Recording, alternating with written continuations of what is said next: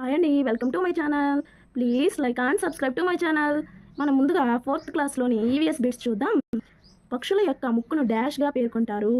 నోరు, ముక్కు, దవడలు, పళ్ళు. Option 3 is correct answer. దవడలు. పక్షుల గుంపులు ఆకాశంలో ఈ ఆకారంలో ఎగురుతూ వెళతాయి. ఎం ఆకారం, బి ఆకారం, డబ్ల్యూ ఆకారం, ఏ ఆకారం లేదు. Option 2 is correct answer. B ఆకారం. క్రింది వాణిలో మొక్కలని జంతువులను తినే జంతువు ఏది? ఎద్దు, పులి, ఎలుకబంటి, పైవేవి కావు. Option 3 is correct answer. ఎలుకబంటి. ఈ క్రింది వానిలో శాకాహారి కాని జంతువును గుర్తించుము. గొంగళి పురుగు, ఆవు, మేక, పైవేవి కాదు. Option 4 is correct answer. పైవేవి కాదు. ఈ క్రింది వాక్యాలను పరిశీలించి సరైనవి ఎంపిక చేయండి. పక్షి తలకు ఇరువైపులా సన్నని రంధ్రాలు ఉంటాయి. ఇవి ఈకలతో కప్పబడి ఉంటాయి. వీటి వల్ల పక్షులు వినగలవు. ఆప్షన్ 2 జీబ్రా శరీరంపై నలుపు తెలుపు మచ్చలు, చిరుతకు నల్లని చారలు ఉంటాయి. ఆప్షన్ 1 బి మాత్రమే. ఆప్షన్ 2 ఏ మాత్రమే.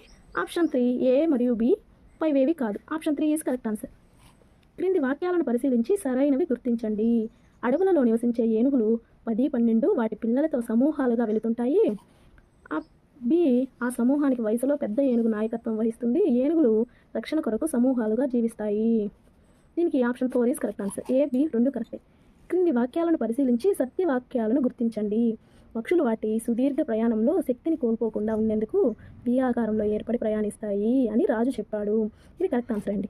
తేనెటీగలు అన్నీ కలిసి ఇంటిని నిర్మించుకుని ఆహారాన్ని పంచుకుంటూ తమ లార్వాలకు ఆహారాన్ని అందిస్తాయి అని శ్రీలక్ష్మి చెప్పింది. ఇది కూడా కరెక్ట్ ఆన్సర్. కాబట్టి ఆప్షన్ 3 ఈజ్ కరెక్ట్ ఆన్సర్. రాజు, లక్ష్మి చెప్పిన కరెక్టే.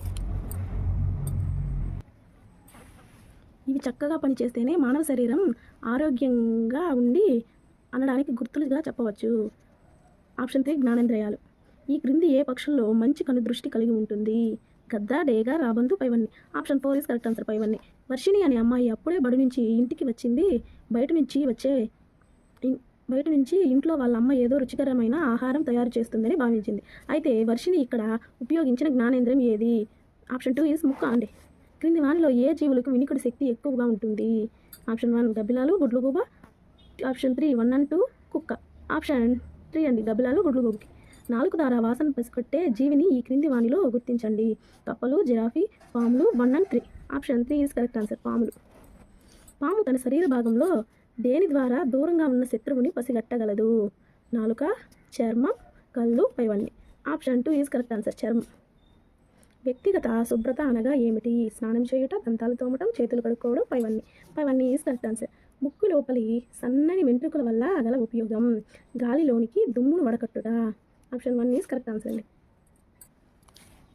ఈ క్రింది వానిలో సరైనవి గుర్తించండి. హేమ పిల్లలు చిన్న శబ్దాలను కూడా వినగలవు అని చెప్పింది. లత మనం నాలుకను కదిలించకుండా మాట్లాడగలము అని చెప్పింది. Option 1 is correct answer. Hema చెప్పింది సత్యం. చెవులు. కింది వాక్యాలు పరిశీలించి సరైనవి గుర్తించండి. చెవులతో వినే శబ్దాలు మన చుట్టూ ఉన్న ప్రపంచాన్ని అర్థం చేసుకోవడానికి ఉపయోగపడతాయి. చెవిలో ఉండే కర్ణబేరి చాలా సున్నితంగా ఉంటుంది. పెద్ద శబ్దాలమైన ఉరుములు, పిడుగుల శబ్దాలు, దీపావళి బాంబులు, లౌడ్ స్పీకర్ల శబ్దాలు మన వినికిడి శక్తిని దెబ్బతీస్తాయి. ఇవన్నీ కరెక్ట్ ఆన్సర్ అండి. ఇవన్నీ. క్రింది వానిలో సరికాని వాక్యాన్ని గుర్తించండి. జ్ఞానేంద్రియాలన్నిటిలో సున్నితమైనది చర్మం. చర్మం ద్వారా వస్తువు యొక్క వేడి, చల్లదనం మరియు వస్తువు స్వభావం తెలుసుకోవచ్చు. అవన్నీ కరెక్ట్ ఆన్సరే. గోధుమ డాష్ వేరుశెనగ నూనె గింజలు. గోధుమ అనేది ఆహార గింజలండి. స్నేహితులు, కుటుంబ సభ్యులు అంతా కలిసి ఏ సందర్భాలలో కలిసి తింటారు? వేడుకలు, విహారయాత్రలు. 1 and 2 1 మాత్రమే. Option 3 is correct answer.